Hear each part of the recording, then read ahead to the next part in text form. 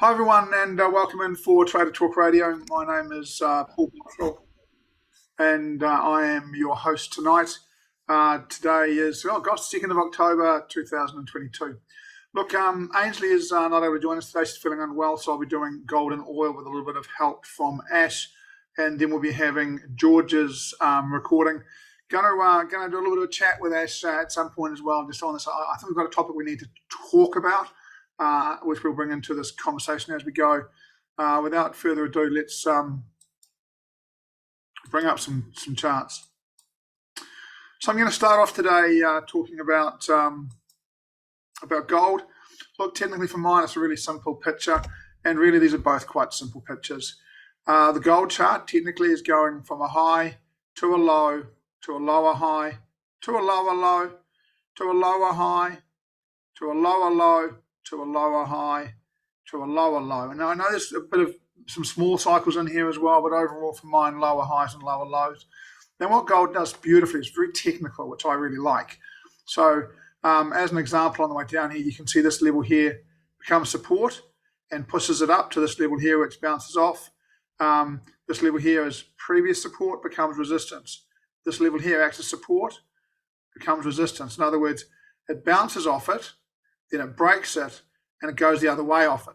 And it does this a lot on the way down. So I like gold because I think it's good technical stuff. And you can see here, this level here, which was support, becomes resistance. And my expectation is that this level here, which was support, now broken, will become resistance. And we're in the area now. I wouldn't be surprised to see just a little pop up to touch this area. We're close enough, really, but now really, I wouldn't be surprised to see a little touch up to touch this area. And then continue for the move down, and I'll be looking for a lower down, a lower low. At least I'll be looking for a move from here down to this horizontal level here at 1610. We've been pretty close, we didn't quite touch it, but I wouldn't be surprised to see a move from here down to 1610 technically for me. Actually, anything you want to add to the gold charts technically, or any other view on it? Yeah, I do have a view on it, actually. I mean, there's a few things that I've been looking at recently, and it's not an indicator that I look at often, but in these extreme moves, I do tend to. And I'll show you what I've got on my chart. And I find this quite interesting. So with gold, the monthly chart, now this is a 200-period moving average, a 50-period moving average on the monthly. And it does tend to be a really good area when we look here. Look here. It's an area which is respected. You see it here, and that's what we're right on top of. We're right on top of the 50-period moving average.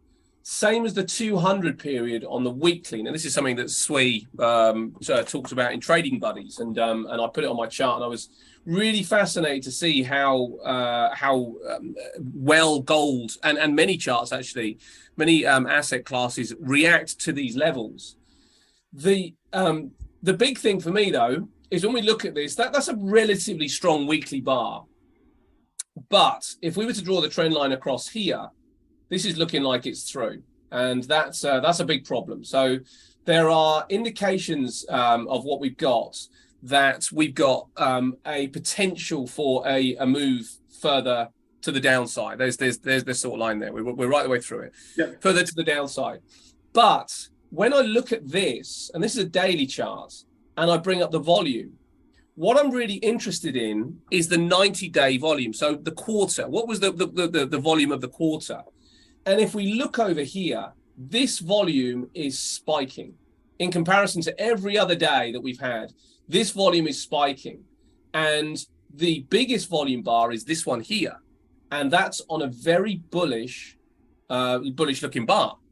So even though the chart has broken down, we're through the trend line, we're still hovering around about that monthly 50 moving average. We're still hovering around the 200 weekly moving average, and we've got a daily spike of volume. Now, I've looked around through all the charts, and you'll see it on the NASDAQ, you'll see it on the S&P as well. And it's suggesting that even though we are at significant levels and potentially through, there is interest here. There is buying interest at this level. So I'm not convinced at this stage that we continue lower straight into quarter four.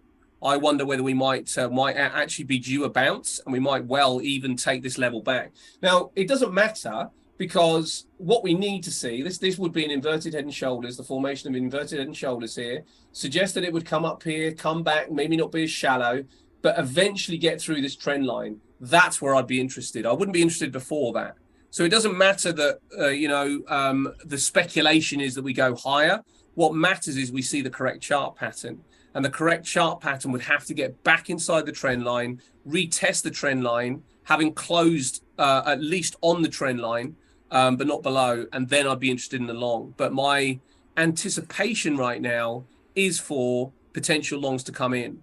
And there's no question, the dollar and the value of the dollar is incredibly dangerous. It can't stay this high. It is obliterating world economies across the board. You saw what happened with the pound.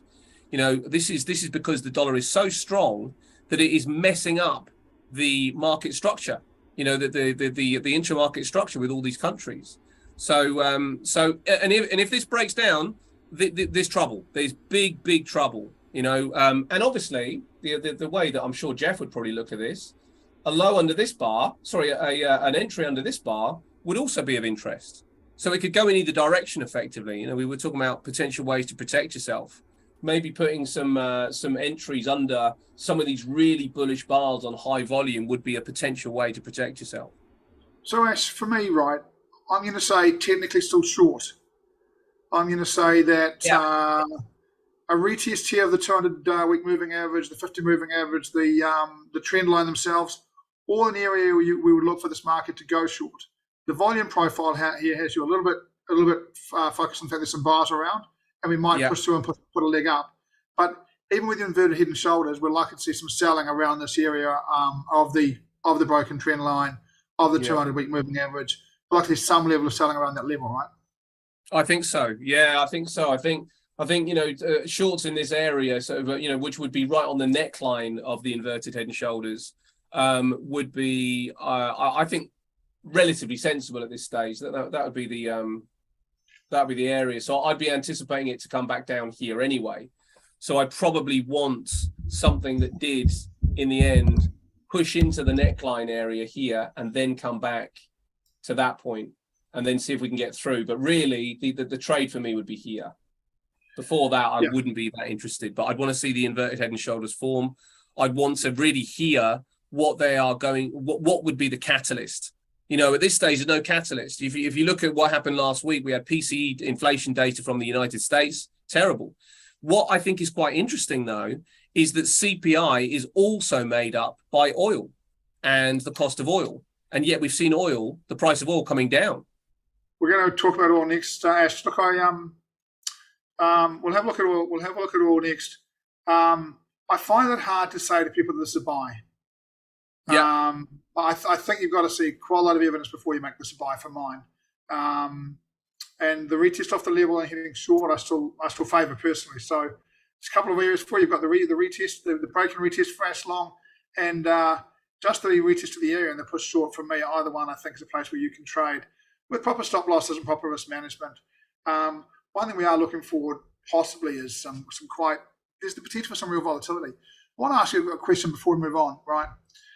Julian often talks about the shortage of US dollars, and what he says is that basically the price of commodities has gone up so much that you need US dollars to buy them, and all the US dollars is being used to buy those. There's not much US dollars for anything else, hence the shortage of US dollars, hence the price of US dollars. I understand the US dollar value is, it's one of the things, right? People talk about the New Zealand dollar being smashed, the pound being smashed, but we're all only being smashed against the US dollar. Against everything else, where we normally are. It's just the US dollar. You say it's unsustainable. It's sustainable for a little while, isn't it? I don't know, mate. Honestly, I really don't know. I mean, we're not just talking about the major economies here. We're talking about some of the smaller economies as well, effectively coming out, and they are struggling to repay some of those loans that they took out in US dollars.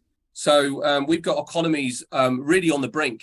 So I don't know is the answer to that. And I would probably edge on the side of that we've got to be relatively close to it being.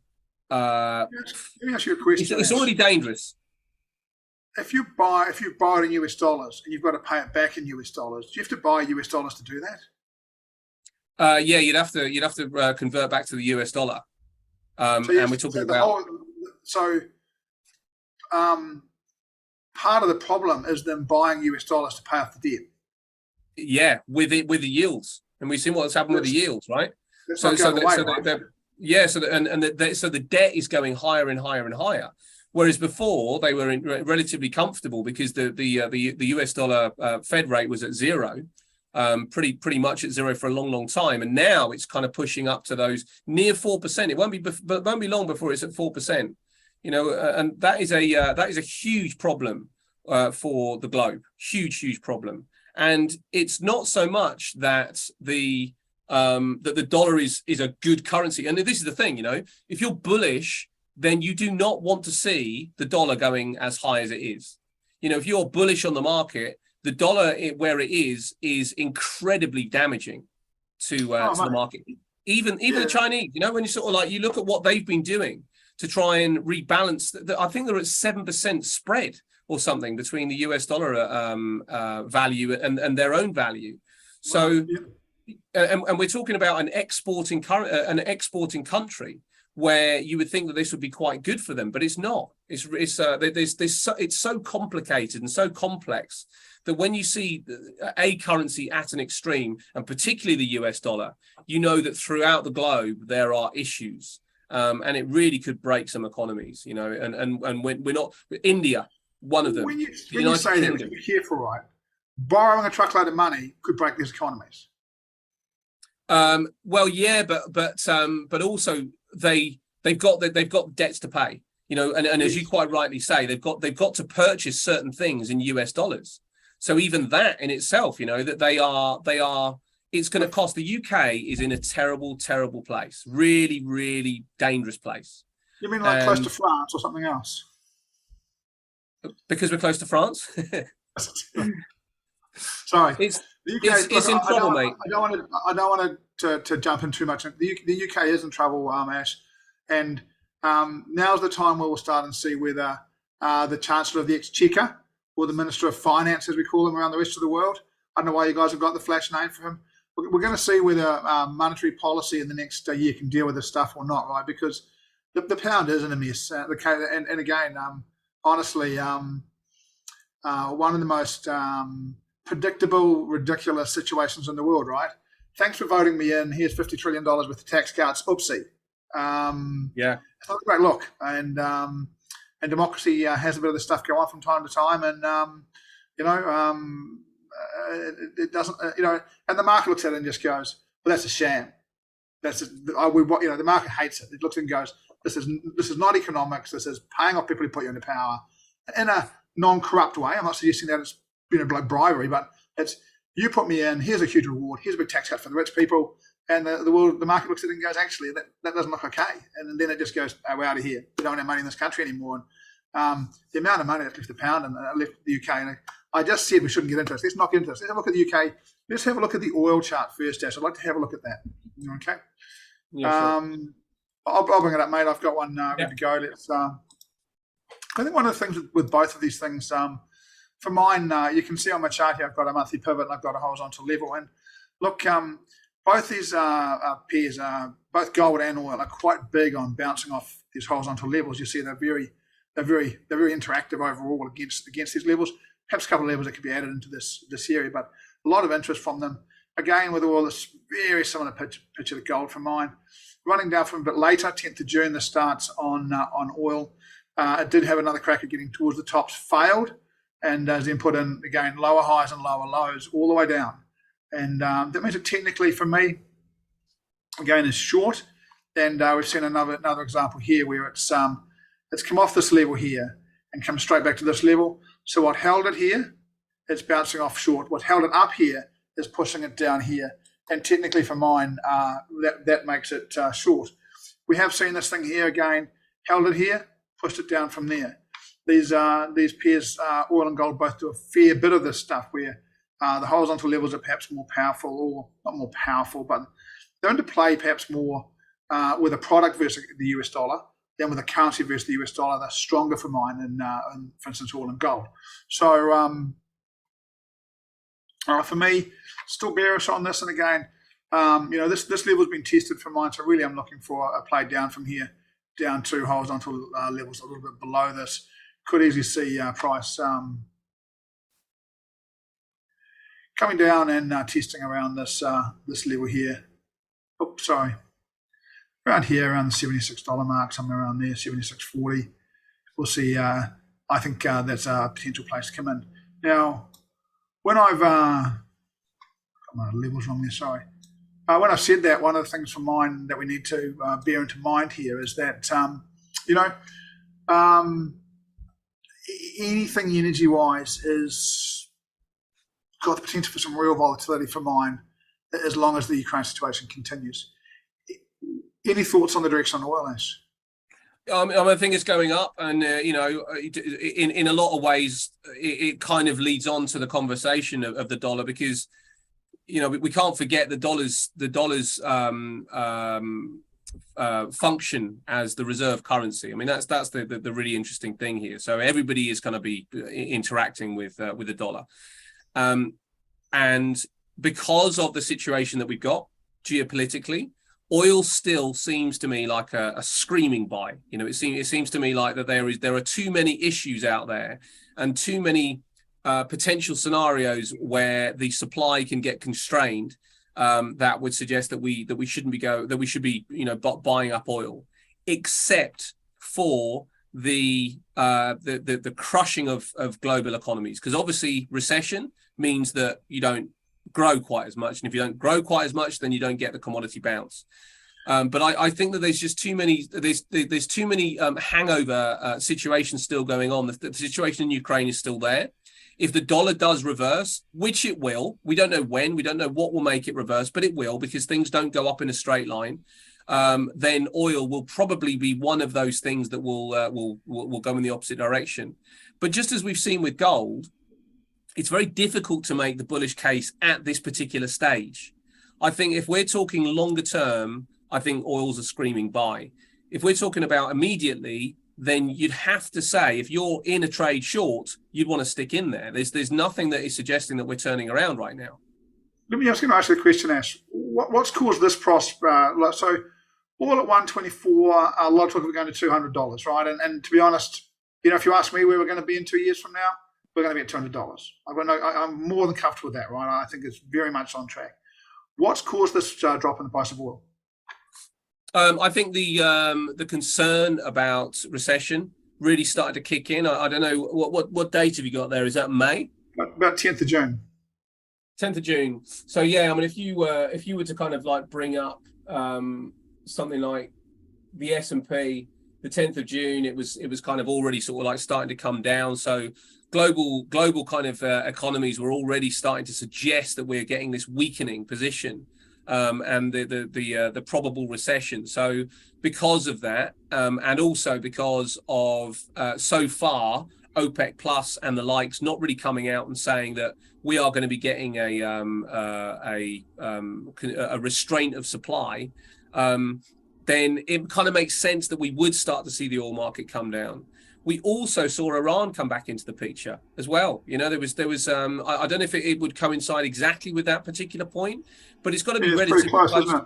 Yeah, pretty close to that date. So really, if it in simple terms, it's supply and demand, and I think the demand is for oil is speculated to come down.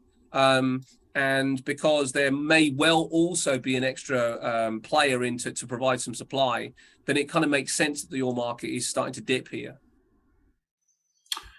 Mate, I think one of the things with both gold and oil, right? I can't disagree with the long-term prognosis. I think they're both good buys long-term. Yeah. But as a trader short-term right now, I'm still looking for shorts or holding shorts in them both until I get a reason. Until one of the reasons that the price has started to go down changes. The primary reason for that would be a reversal in the US dollar. Yeah, the US dollar starts coming back, and I'm all over these things, right? That is just a different game. But we have to see that. We can't speculate that. No. So interesting times for you guys if you're watching this and looking for directions and decisions. I think I talked at the trading retreat in Singapore in May about the reverse correlation between the US dollar index and everything else we were looking at, and how important it was. And to understand that the price of everything wasn't wasn't just falling, but the currency you were buying and it was going up, which was making it even harder. So for mine, we need to see a reason for the US dollar to fall. And as you say, Ash, one of the things that's you say it's over, but interest rates in the US are going to continue climbing, and money's coming out of economies that aren't very strong, like the UK, and it's going to places like the US where interest rates are climbing. And if that happened, I don't know if that's the end of the US dollar. Yeah, well, I think if you were to if you were to put up a chart of interest rates and the direction of the US dollar, there's less correlation than you'd imagine. And this kind of tells us that there is something else going on here. There's something else at work here. Yes, those interest rates, that the correlation right now is the US dollar's going up as interest rates are going up, but so is everywhere else. We got New Zealand. They started way before the United States, and yet that currency against the US dollar is tanking. We got the ECB now moving. The United Kingdom is behind the curve, which is why we've probably seen a lot of the problems there. But really, it's probably more down to the fiscal situation in the United Kingdom. But there's something else at work, and I think that this is where we then can start saying the damage that the US dollar's climb is going to cause means that in the end, everybody gets hurt, and this is unsustainable. Now, I agree, it's not yet. We can't say that this is coming down yet, but this is going to hurt, and it is already started to hurt. So the reversal will come. One thing we can agree on, right, is that it's going to come down at some stage, and it's not ideal. And but one thing about it, just for the conspiracy theorists out there, I noticed, recently, I don't want to get into the politics of it, when the Nord Stream thing blew up, it just seems that everybody jumped on their political bandwagon, and if you're a pro, Russia, you said America did it. If you're pro America, you said Russia did it. And there's no evidence that anyone, And I don't think we should. This isn't a conspiracy theory. This is not America trying to price their currency. America's not manipulating the price of their currency up. And in fact, in my view, in the big picture in the world we're in right now, they're losing the currency war. Agreed. Really, you want your currency reasonably low at this point, so that imports are expensive for you and exports are cheap for you. And I don't think America's in a great place from that point of view. But I'm just not sure that I can identify what it is that's driven this that's going to change. And I don't know why I think it's going to change until I can find something that I think is going to change. The price direction won't change until something that's driving it changes. I don't know what that is. Look, I want to listen to Dr. George's video on the US dollar, actually, which would be fantastic. But before I do, you and I are going to have a quick chat for traders out there. What I'm about to say is just purely an opinion, and I don't think should take it any more seriously than that. But it's my opinion that we are now odds on to see a controlled nuclear blast in Ukraine. I don't, and again, controlled nuclear blast, not a full-scale nuclear war. But I just think the way things are going, I think that as traders we have to be aware that is probably going from a 10% possibility to a 30-35% possibility, maybe a bit more than that in my mind. And we were talking a little bit earlier about how you prepare for that. We were talking about potentially long wheat, short Nasdaq, as sort of hedge position. Any more on that, Ash? If these guys are watching this, the first thing they've got to do more than anything else, guys, you've got to understand this, right, is that if there was and let's just call it a disaster. If there was a disaster in the Ukraine, a disaster, spreads on products would widen out very, very quickly. Yeah. And you need to be very conscious of having stop losses. You could be your account can be wiped out in either direction. If you're anywhere near margin, you're probably done. So, but if you survive it, you'll have real volatility, and I think you'll have volatility like we saw the Swissy move when the Reserve Bank came out. Other than that, I don't think we've seen volatility like we might see if there was this kind of issue in Ukraine. How do we prepare for it? I think you're right, mate. I think that the main word is stop loss, because if you don't put your protection in place, you're in big, big trouble. Where there might well have been some argument before for kind of, if you're not really a leverage trader, which I'm not, then you could certainly sort of like start to come into the market and use your account as your protection, if you like. But I don't think you could do that in this scenario. I think you're absolutely right. Spreads would widen out to the point that it would become just impossible to pick direction. What you will not want to do is trade at that very moment. but you might be stuck in a trade. So you want to make sure that you've got your protection in place. If your protection's in place, you can get out, wait for the dust to settle, and then get back in again. But I want to make sure that if anything like that was to happen, I was out. No sort of like risk of being taken in one way or the other. I'd want to make sure. Well, if I'm in, that's because it's just so happened that it hasn't hit the stop or whatever.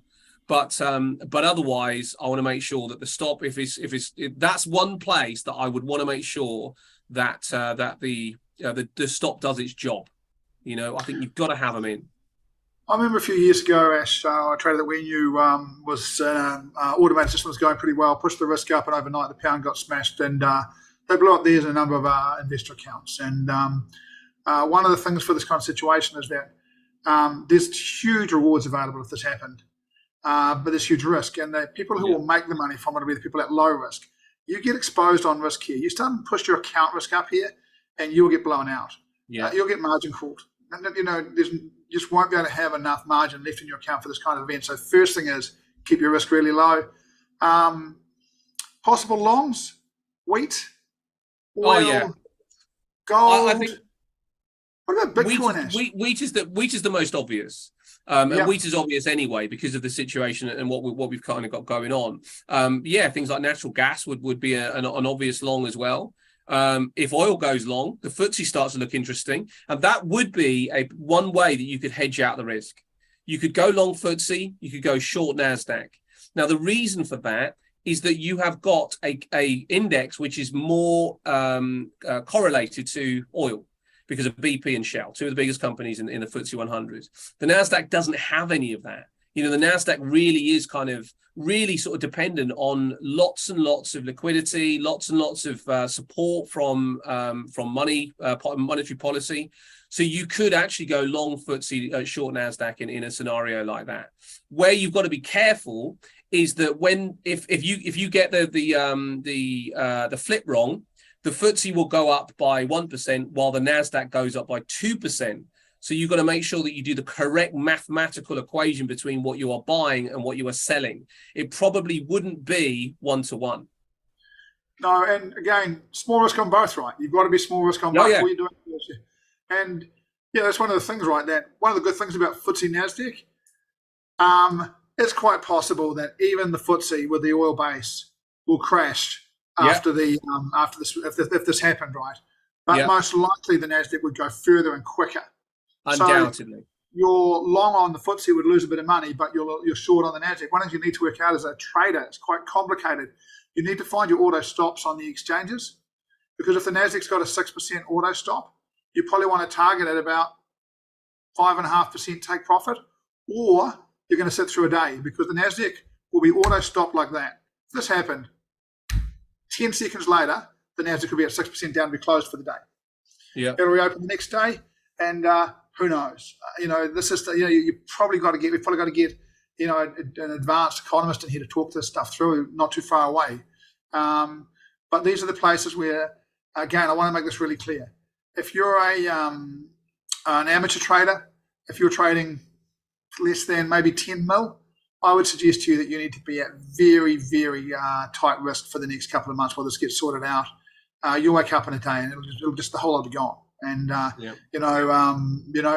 someone will make a bit of money, but a lot of people, this is the rule of these things, right? 10% of people will make a shitload of money and 90% will lose the lot. So be very, very careful. Bitcoin, Ash, do you think we'll see a run into crypto? No, I think Bitcoin will tank. I think that'll be potentially all over for cryptocurrencies, because if we think about what and it's back to the discussion about the US dollar. The US dollar's one of the primary functions is the reserve aspect of it. I think when Bitcoin was invented, the idea was that could be a potential replacement for the US dollar. That's not really happening, and I think if you're in a situation where you have got panic across the globe, people are not going to want to go to things that are quite as speculative. I think Bitcoin will be in terrible trouble. If potentially could be, as I say, it could be all over. Look, we don't trade it, but if something like that happened, if you can get some of the Ukrainian currency, you'd expect to see a that'll spike for the first 2 or 3 days after that while people get money home. You'll see panic, and that's one of the things. You'll see a redistribution of money when people who've got money offshore will get money home, because at the end of the day, you can't spend money in a bank account overseas. You need to get dollars into your bank account and cash into your hand. If you think that if this thing happens, the first thing people do is go to the money machine and they'll take out a truckload of cash. So we will see huge flows of money around the world. And to be honest, we will see chaos. And look, the first 24 hours afterwards, we wait to see what kind of response there's going to be. There'll be terror on the planet. My belief is that if we had a controlled nuclear response from Russia and Ukraine, that we wouldn't start a nuclear war. But boy, oh boy, there'd be some repercussions, and there'd be some moves around the world. And while we waited for that to become clear, we would be way, way closer to that kind of disaster than you ever want to be. And there'll be some genuine panic around the world. There really will. Watch out for, in the world we live in, if that does happen, then watch out for a huge amount of misinformation on social media in the next 24, 48 hours. Everyone's blaming everybody. People are talking about this is going to happen, that's going to happen, this is going to, just turn your social media off for 2 days if that happens, because it's going to be carnage for people out there. Let's hope it doesn't. Hey, let's hope that somewhere along the line there's a solution which is good for human life. Right, Ash, anything else on this before we go to Dr. George's recording? No, mate, no. Not really. I mean, it's interesting. I was talking to Molly this morning about, she was asking me if there's still conflict in Ukraine, and I did say to her that there was.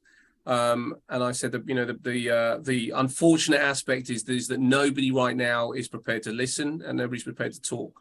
So it does seem right now that we could be going towards something.